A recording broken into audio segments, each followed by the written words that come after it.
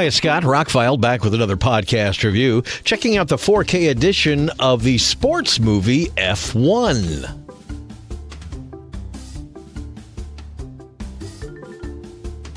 I think Joseph Kosinski knocked another one out of the park. The director of this also directed the new Top Gun. He also directed Oblivion, and dude made the second Tron movie, which had to be hard. Aaron Kruger wrote the script for this. He used to write Transformer movies. I guess he's moved up. It's a Jerry Bruckheimer production, and it's Brad Pitt's highest-grossing film of his career. The rumor on the budget was between $200 and $300 million, but it went on to gross over $600 million.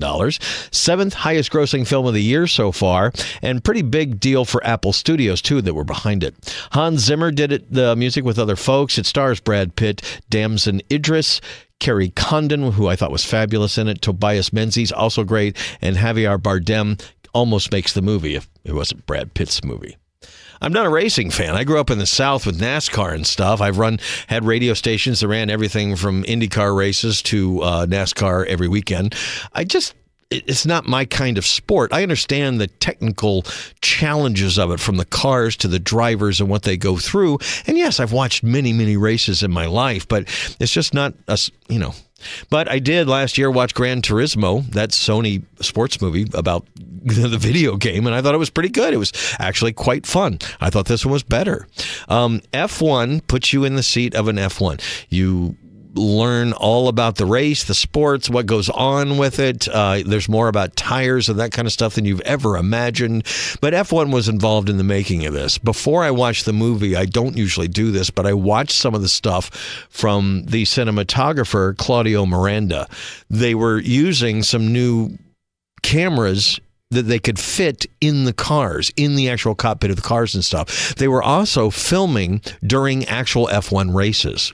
There were a couple races where there's usually 10 teams in the field. They were the 11th team in the back, and they could start with the race and then get off the track, So the entire movie doesn't look like special effects. It looks like it's real, that they actually filmed on the tracks, and they did. They used as little special effects as possible and as much actual car driving as you can. Now, this movie would not survive on just the spectacular car stuff, although it's some of the best racing footage you've ever seen. But what makes it is it's an interesting story, well told.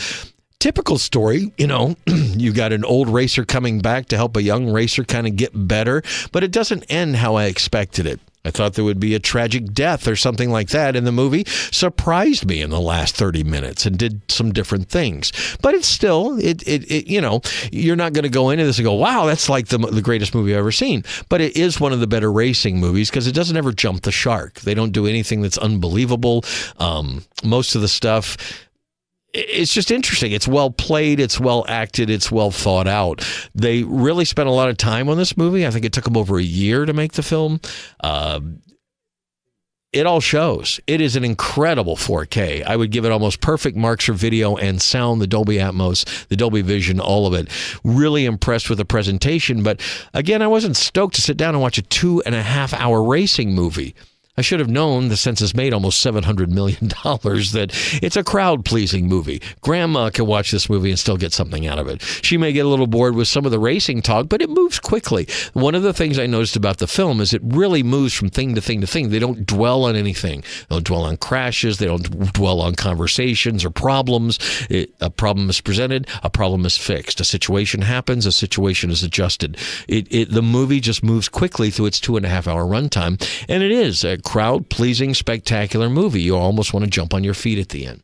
I think F1 scratches that itch if you're looking for a good sports movie. It tells you more about racing than you've probably ever known. Getting F1 to be involved in the whole thing, it feels real. It feels grounded. And Brad Pitt, another great role. I think Ad Astra, he did a few years ago, was one of his better roles. I think this is a much different character. He could have played it kind of a similar, here's a guy who was kind of an aging astronaut, and he's got a thing where his blood pressure won't go up, and he's kind of calm and mellow. Well, this is a different kind of Brad Pitt character, and I thought he actually did come across as a racer who just wanted to get back into racing because he loved it. even after a bad injury. There's some surprises, some twists, some romance. I think the whole movie is just one of those great movies. Probably should have made more. I mean, it made $670 million or whatever, almost $700 million. But this is a great sports movie, and I hope it wins some awards, if not just technical stuff, but, some filmmaking awards, because Joseph Kosinski, I don't think, gets enough credit for taking on like a second Top Gun or a second Tron and knocking them out of the park, and then doing a racing movie and knocking it out of the park. Can't wait to see what he does next. So everybody in the film is great. Javier Bardem, I got to give him high marks. I just thought he was really great as the team owner.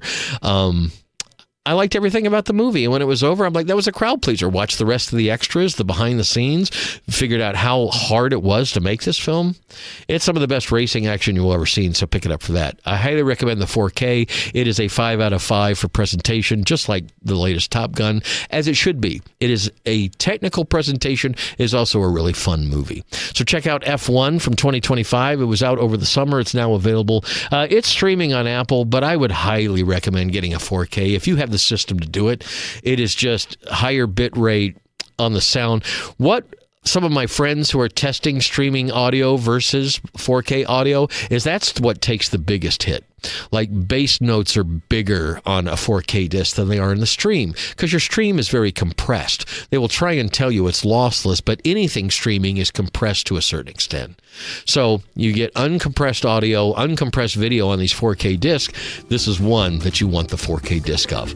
Gets my highest marks of the year. Not my favorite movie of the year, but definitely the best sports movie I've seen in a long time, and I really enjoyed it. We'll watch it again when the time comes up to watch a racing movie. That was really good. F1 with Brad Pitt. Really, really stoked. Enjoyed the film this weekend. Check it out on 4K if you get a chance.